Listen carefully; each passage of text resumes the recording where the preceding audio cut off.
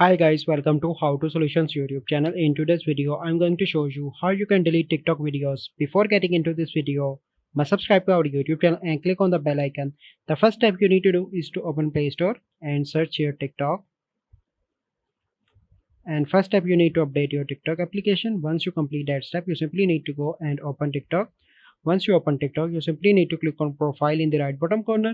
And here you can see that I posted videos. So I want to delete this video. Click on that video. And then you need to click on three dots. And here you need to scroll in the bottom. And here you can see the last option, delete. Click on that option. And that is asking you again to confirm that. Then you need to click on delete. So here you can see that video is deleted. So this is the process by which you can delete video on TikTok. I hope you find this video helpful. If you find this video helpful, must like this video, subscribe to our YouTube channel for future videos. We'll see you in the next video.